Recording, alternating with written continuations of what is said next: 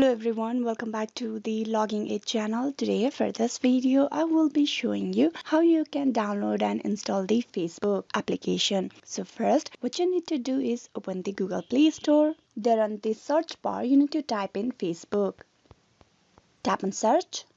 You can see the application on the very top. Now you just have to tap on install just beside it and wait for the application to be installed. Facebook is a app that helps you keep up with your friends. It is a faster and easier method of keeping in touch with your friends through social media. Through Facebook, you can connect with friends, family and other people that you know around. With this app, you can share your photos, videos, send messages and get updates on the each other life. And just with that, you have installed the Facebook application. Now if you tap on open, you have successfully installed the Facebook application for your mobile device. Hope this video was useful. Please like and subscribe the Logging Aid channel and also don't forget to click on bell icon for the notification and update.